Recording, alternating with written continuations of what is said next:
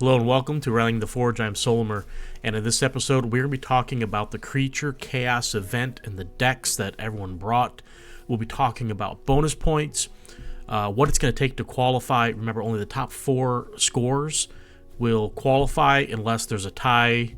Then those players who are also tied will also qualify. So it could be much more, or it could just be the 4. So we're going to talk about the decks everyone brought. Not too much about the decks other than just looking at what people were putting together. It's dinosaurs. So we'll do that. We'll do the bonus points as well. And then we'll talk about all that stuff. So first off, the event page is doesn't show anything yet. So I guess after Lucas has to submit them, for us to see the results. We did get in the Discord, we did get the pairings. I can pull that up real quick so you can see we have the pairings he shared, but we cannot see it on the website, and we cannot see who won the matches yet, who've played their matches.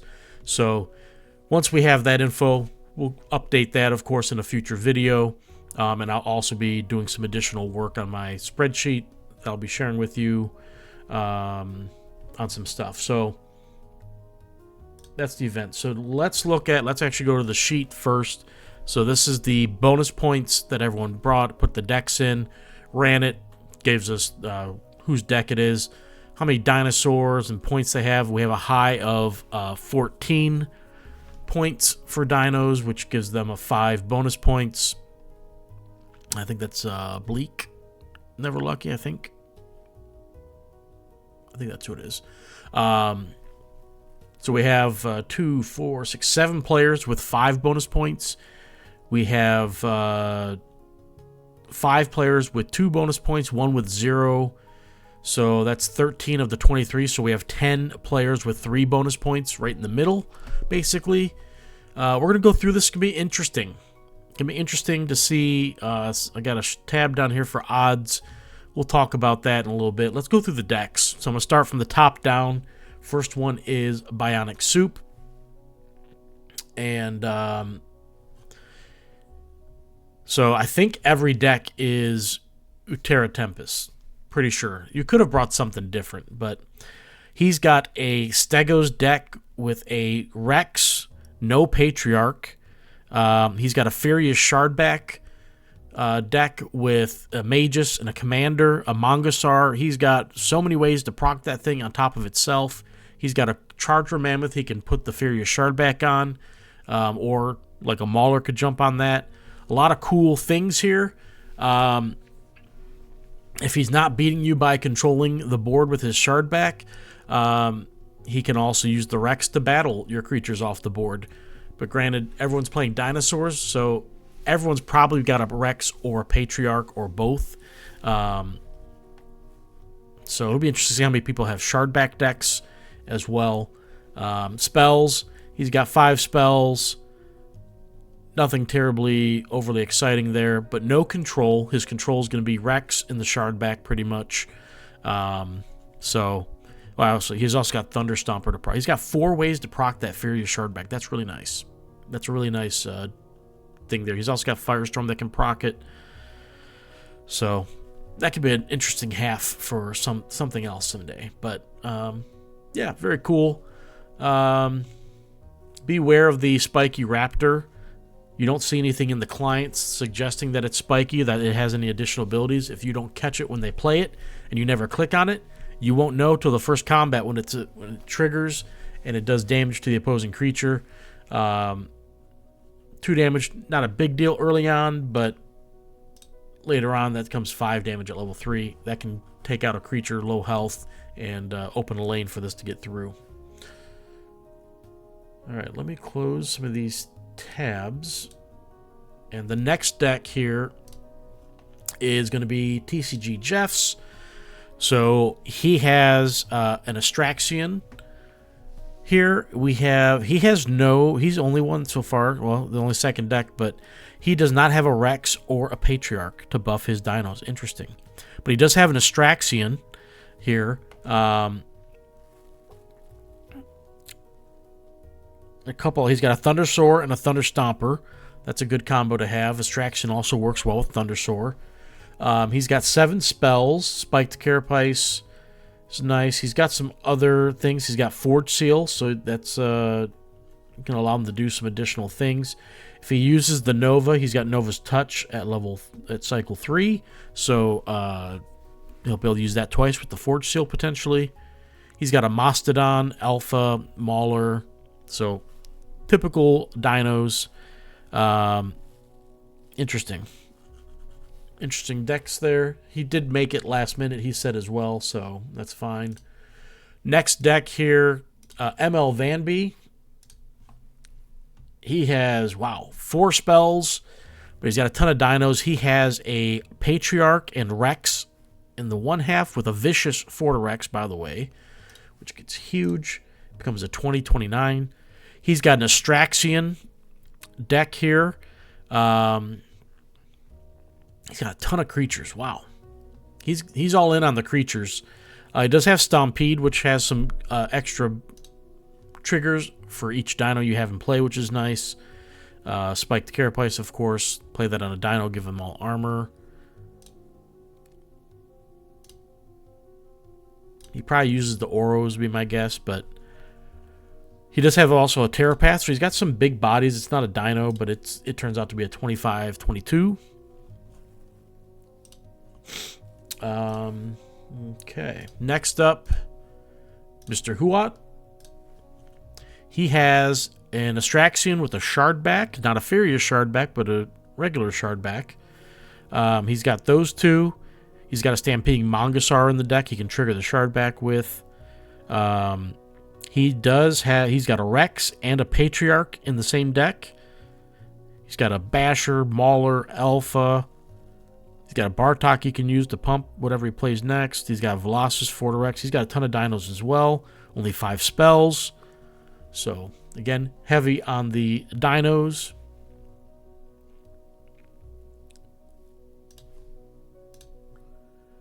We got Bleak stacked, which remember we had 14 points of stuff for the dinos here. So he's got a Raycor in his deck. That's the first one we've seen of that so far. He's got a Patriarch in the deck. No Rex. He's got a Shardback and Astraxian. He's got double Thundersoar, Thunderstomper, Void Stomper. That's a pretty cool half deck there. Double Thundersoar, double Stomper, I guess we'll call it. Very interesting. Don't know. Yeah. Don't know. He's probably using the Nova, would be my guess. He does have a Charger as well, so he doesn't have a Rex, but he's got a Charger that can battle. He's got a Stegodon for some breakthrough. He's only got 5 spells, but he's got a Mongosaur's Rampage. Chant of Umbra can give breakthrough, I believe. Spiked Carapace, Pterodon Nest, so good dino spells. He got what? 2 extra points for the spells. He must have 12 dinos.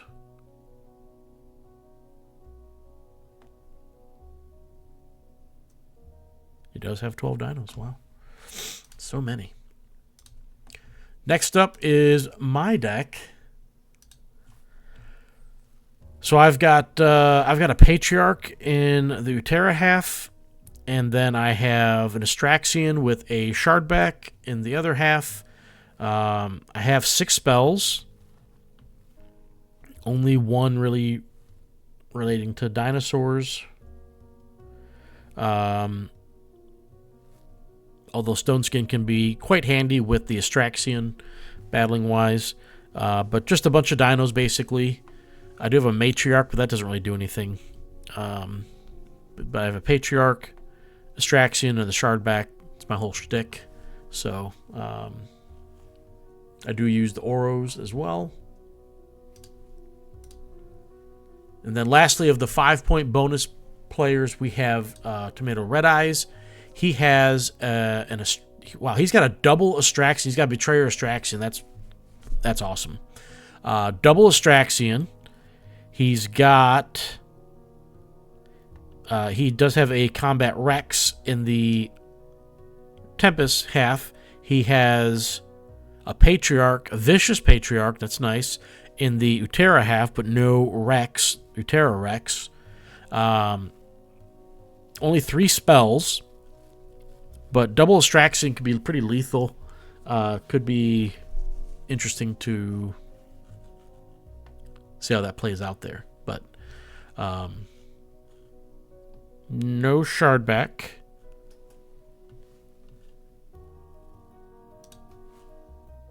All right, of the 3-point bonus point players, we start with Anovis. So he's got a Raycor with a Patriarch with a Stegos. It's really cool. All he's missing is a Rex, really, for being able to pump dinos up with things. He's got an Astraxian. No Shardback. He's got 6 spells, not counting the Soulbind portions. Mangasaur's Rampage. He's got a Preserved Habitat in the deck. That's interesting. So if he's got the Patriarch is Prevailing. That's really cool, actually. So Prevailing, it gives your creature Defender, and then at the end of the turn, you may upgrade a creature in your hand and discard it. And when you upgrade a card in play and Preserved Habitat, it gives your creature plus attack and health. So he could sit there and pump something up, whether he wants to pump his Patriarch up because it's buffing his other dinosaurs, or if he wants to pump a different dinosaur because it can become a big threat, whether it's like a Raycor or any of his other dinosaurs.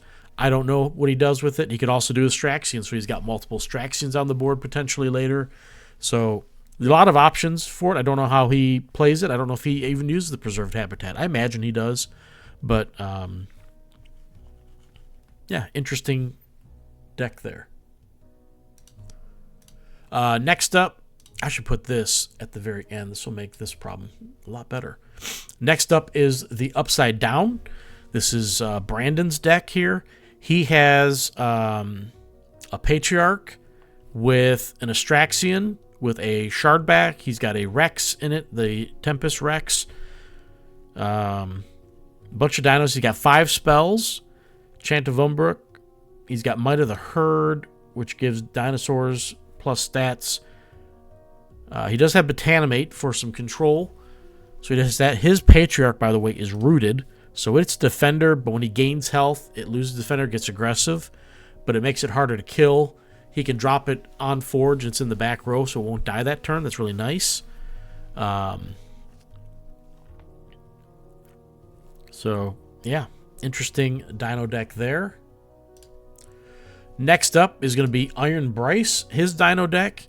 He has interesting take here. He's got a Mantis in his deck with only a handful of dinos, four dinos. He's got a natural 4 dino deck from set 1 that he's using, paired with an actual dino deck with an Astraxian.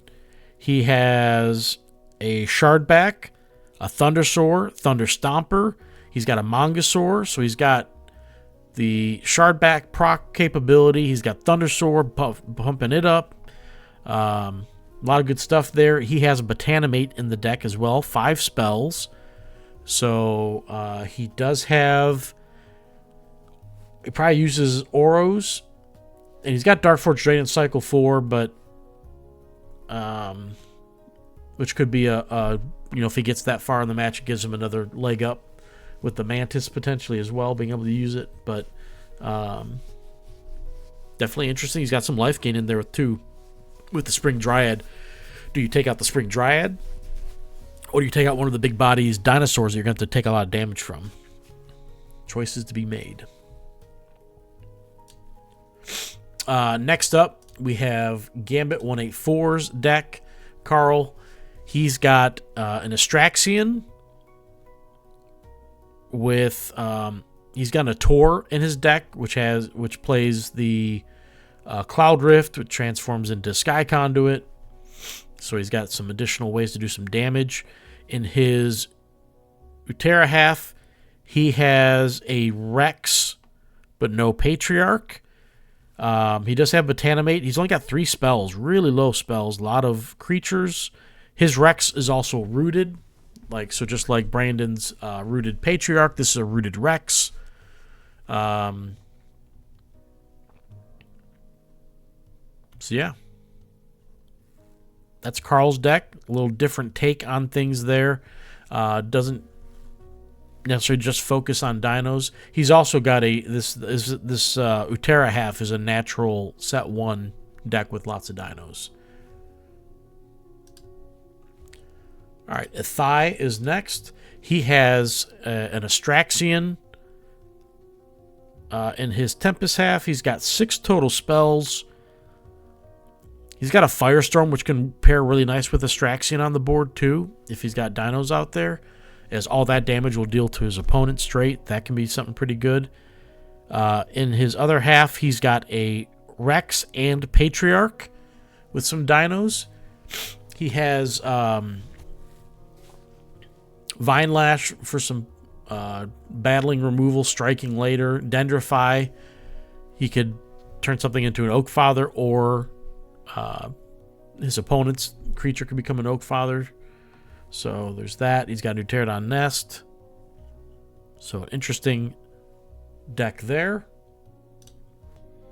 Okay, next up we have Faro. And he has an Utera Necrium build, so no Tempest in this one. He has a Patriarch in the Utera half. He's got 6 total spells. The 2 Utera spells are both Dino spells. In his Necrium half, he has double Shamble. He does have a Drake, which is a dinosaur. I don't think anything else is a dinosaur. I think that's the only one you can get in Necrium besides Betrayer. So interesting build there. He's got all his points coming basically from the Utera half except for 1. He does have a Dreadbolt for some removal, so that might be why he went that route, to get rid of some big threats. After that, we have Traveler. He has a Furious Shardback, double Windy half with a Dreadbolt and Firestorm. No doubt he's playing that half. He's paired it up with a Raycore half. No Rex, no Patriarch. He does have a Tremorsaur. He's got 5 spells, so he went spell heavy. He's probably got the most spells of everybody in here. He's got 10 spells total. He does have a Betrayer system upgrade in the deck, which is really cool. He's got a Pterodon Nest, Velocis Pack, Spiked Carapace. He's got a lot of Dino spells, which also play into the windy creatures as well. Interesting to see how this deck works. Obviously, the Furious Shardback going to be a big point of contention for him. Then we have Antofa. So he has a Shardback and Astraxian combo in his Tempest half, of course. He's got Thunderstomper, Mongosaur, Commander, Mages. He's also got 4 ways to proc his Shardback. Not counting Astraxian as well. That's 5 ways, technically. He's only got 5 spells in the deck, but does have Botanimate. His Utera half here has a Patriarch and a Rex. He's got a Stegodon, Delver. He's got Raptor, Matriarch. Again, Matriarch's nothing big. They should have made that one what the Rex is. But, yeah, interesting deck again. Next up, we have Skullcrusher. Skullcrusher has a Rex and Patriarch. He's got a Rooted Patriarch, Armored Rex, 4 spells only. He's got it paired with a Furious Shardback with a Commander and a Magus, so he can proc it a couple different ways there. So you're seeing a lot of the same handful of cards.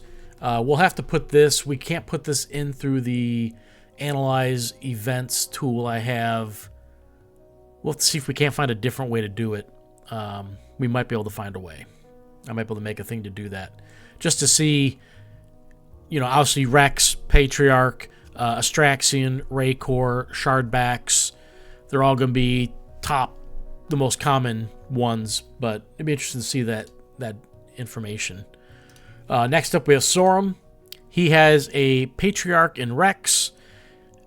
He's got an Astraxian, no Shardback though, He's got 5 spells. He's got a spiked carapace. He does have a swift claw, which is cool. It's got aggressive. Okay, next up, Dots. New player Dots. He's got a Raycor with a Patriarch. Very nice. He's also pairing it with a Necrium half. So he's got a Drake in there. That'll be the only dino from there. But he gets all his dino points, basically, aside from the 1. He gets it all from the Utera half then. He does have a Velocis pack as well. Next, we have Namrog. Namrog has a Patriarch and Rex. He's got a Stegos. He has an Astraxian and a Rex, Tempest Rex, but not a Shardback. He does have Stampede. He does have a Tor in his deck as well.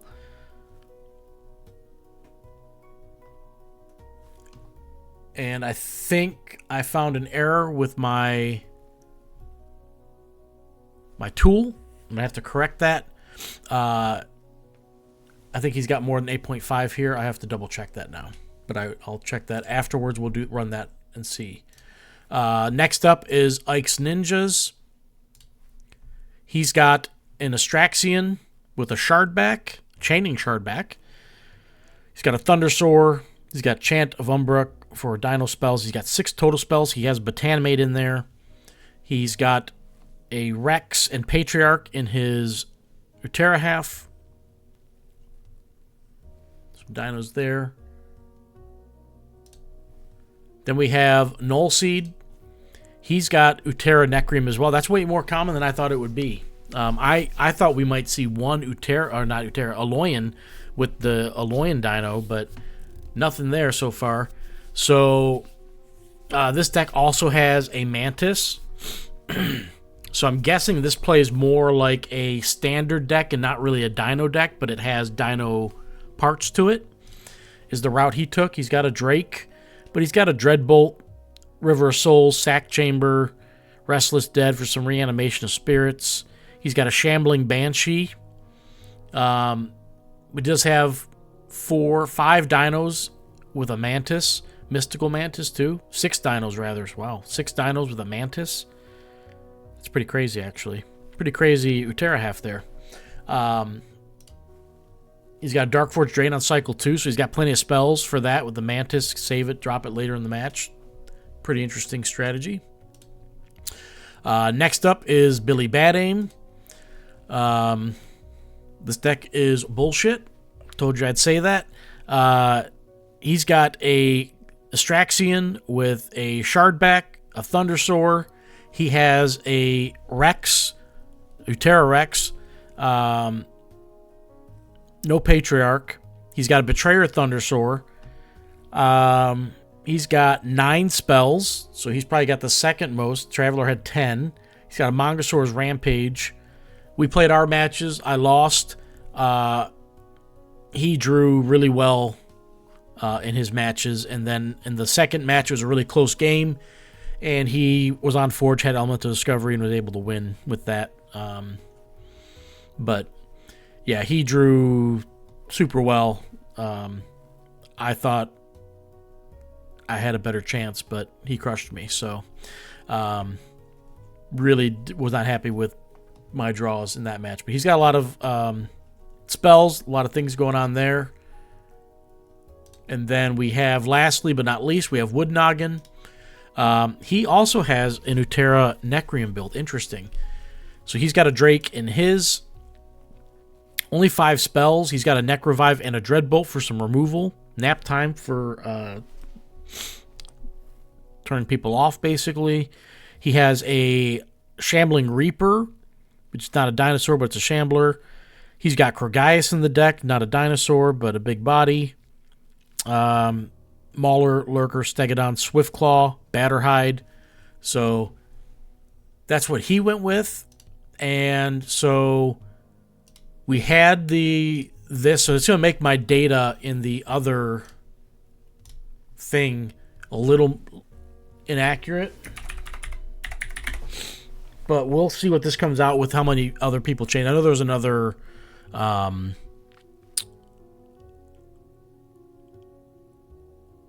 person who had a Stegos. But I don't know. So it looks like a Novus jumps up. He jumps up to the 5-point threshold as well. And now these anonymous, I'm going to have to go figure out who the anonymous people were again.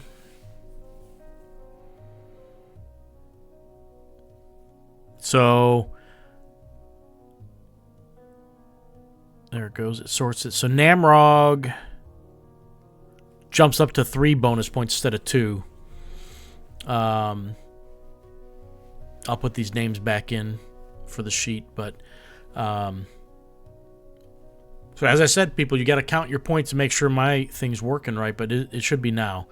So let's talk about the bonus points, and this may change a little bit now. Don't know for better or for worse, but basically, you know what, that wasn't zoomed in enough for you guys. Let me do that real quick so you guys can see it on the screen and not squinting so much. That's the and of course, if you're in the event, you've got the link to this page, you can see it. So there's that, and then let's go to the odds page. I want to zoom back out a little bit. We'll just do one zoom out. That should work. So basically, I went through and simulated what the potential results will be, and the numbers are just symbolic of a player. So we have 23 participants. You got one person getting a bye in each round right now, unless someone drops at some point. So right now, these are the results of the matches, and basically you have 23 outcomes with some additional potential where it could be flip-flopped, and I have those marked here. So we have, I don't know why I have that many flip-flops. So 8 and 23 can be flip-flopped. 17 and 2. Why is 3 on here? Can 3 be flip-flopped? Where's 3 at? 3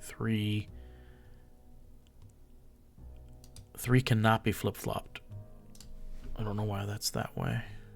Or is it over here? Nope, it cannot be flip-flopped. Okay. So basically there's 2, and it'll only happen in the final round, the 4th round, because we have 4 weeks of this, 4 rounds. You have where someone's going to get paired up and paired down. You have someone who'll be undefeated playing against someone who has 1 loss. And you'll have, at the bottom, you'll have a winless player against someone who's only won 1 match. And those results could go either way.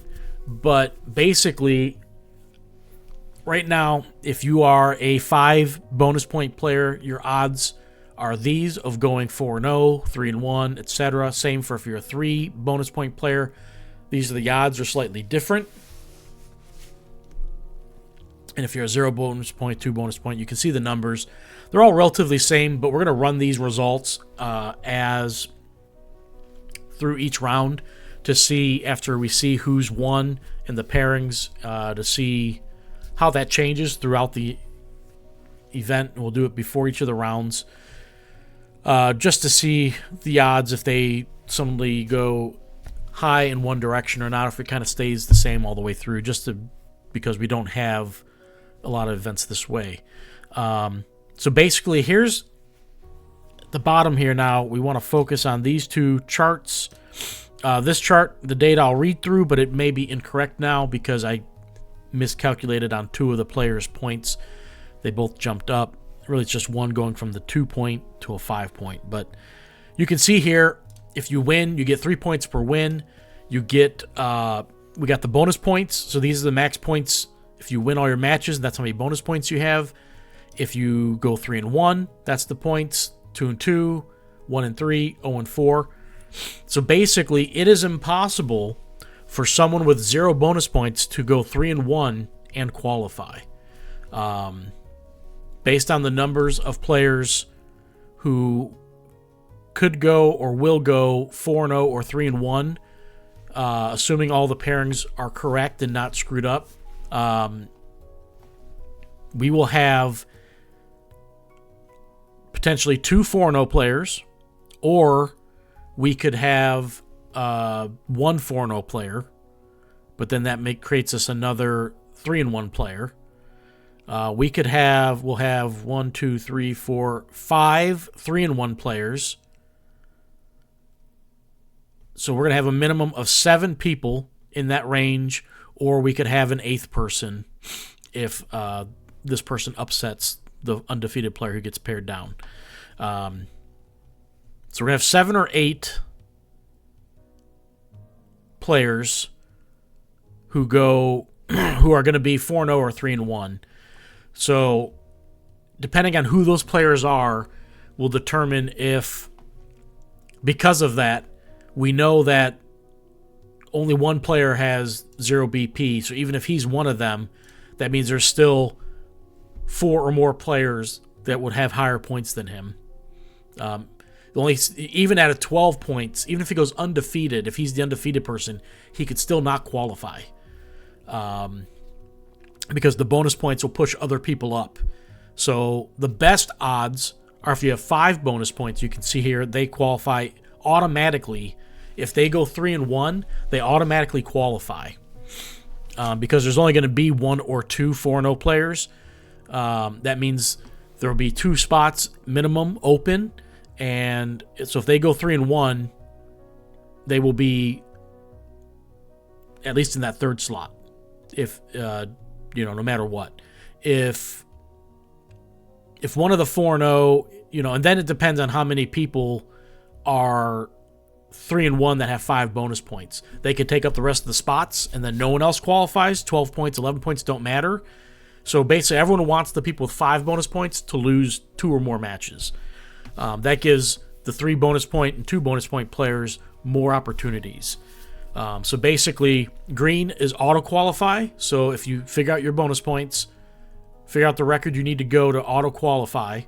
And then if you're yellow, you're kind of on standby of you need help to get there. And if it's in red, you have no chance. There's no possibility, no way in the world you can qualify.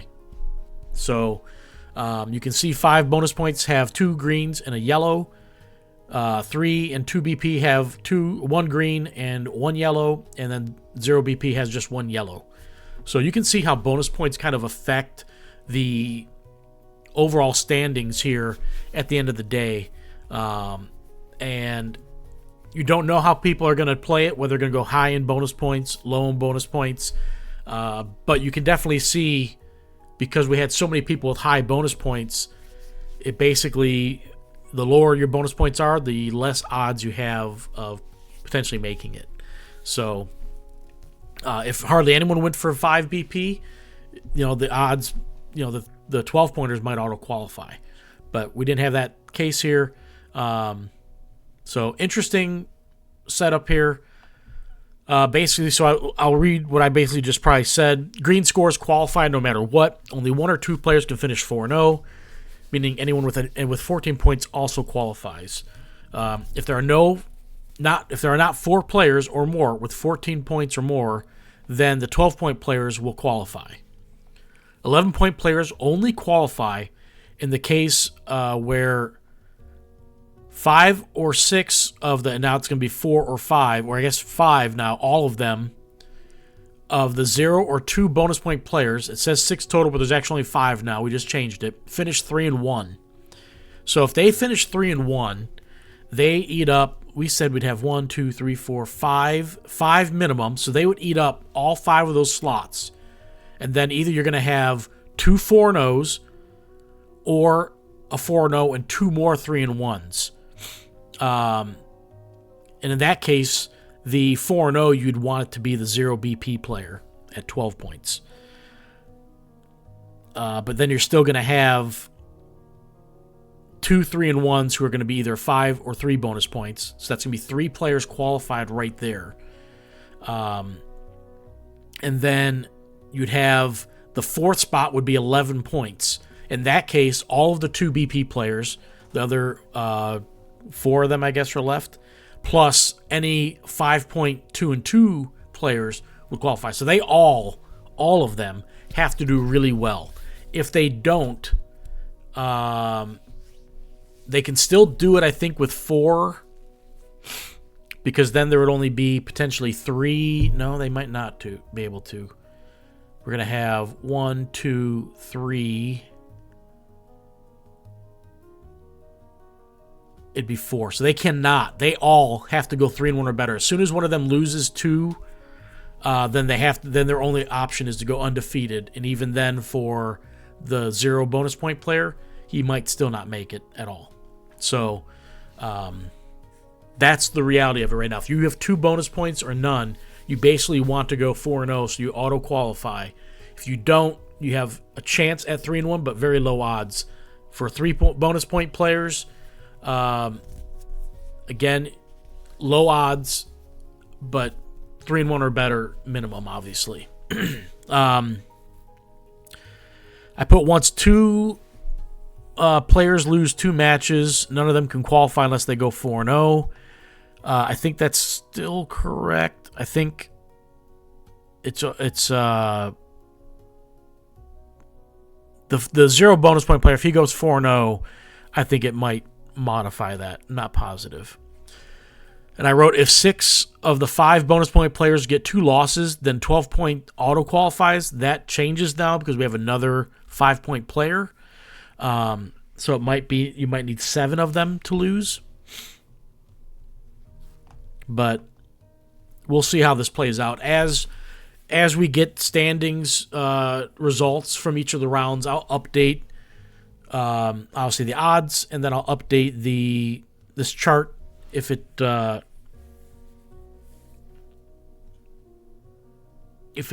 shifts at all. I don't think we'll know a shift for at least 2 rounds. But after 2 rounds, we'll see if it changes at all, if enough players have lost twice already, that it shifts it enough for the 12-point players. But I'll be curious to see. So the 5 bonus point players definitely have an upper hand in this, and the 3-point players need to play really well. And then everyone else, you either go undefeated or you're out, basically, is how it's probably going to work out. So we'll see. But that is, that's everything I have for the Creature Chaos event. Really excited to see how this shakes out, see who ends up winning their matches. If any of the Necromutera decks win a bunch and dominate some of the more traditional Dino decks, or if the traditional Dino decks are just too much, or the ones with Shardbacks do better than the ones without. There'll be a lot of interesting information to parse from all this. We have the deck links, so I'll have to build something where it can pull the data for us and show it to us like it does for regular events through the web client. So, or the web page rather. But yeah, I think it's gonna be pretty exciting. And yeah, not much else to say about anything else I can think of. There's no news for anything going on. There are a bunch of SFCS events posted, so if you're looking for some events, you can check that out. But otherwise, I think that's going to do it for this episode. I hope you liked looking at the decks and seeing the breakdown for the bonus points and the odds for players. Again, it may not be the same for each of the future Creature Chaos events coming up. We have Scientists, Warriors, and now it sounds like it'll be Mages. But it's something to keep in the back of your mind when considering what you want to build, because if the 5-point players, they have a whole extra opportunity. They can lose a match and still auto-qualify. And that's massive. obviously not everyone's going to go 3-1 or 4-0, so it changes things there. But it might force players to have to go with the 3 or 5 bonus points to really have a shot to qualify, because even if you go 3-1 as a 3-point player, you may not qualify if the 5-point players all do well. So it'll be curious to see how this shakes out. This might change the name of the game when it comes to how people are going to build their decks. I think it's going to be very interesting to see what happens going forward. I'm really curious on that. So we'll see. But look forward to updating the standings, getting those results next week. I think Tuesday is the day it transfers over. I don't know exactly how that's going to work, but we'll see. And we'll get another video out probably late next week to update that and see if anything else has changed yet. I might run some more numbers on odds based on the results and to see if what the odds are of players qualifying. So we'll see if I can't come up with something for that, but looking forward to that and everything else going on with the game. And of course, we do have this coming Saturday an SolForge SFCS qualifier. Any deck, we're using the SFCS scoring. Come show up and hang out and play, and anyone who participates in all 3 rounds will be entered in for a raffle for a B&B booster code. So we've got that to give away, and hopefully people show up and have a great time as well. And of course, it's SFCS, so everyone gets a deck code in their email, and also winners get additional decks, but also if you've already qualified, you can get a Soulbind potion code at the end of the season. So be sure to show up for that. Again, you know where to find the SFCS stuff, the calendar, Discord, etc., the challenge page. Thanks for watching, and I'll catch you guys next time. Take care.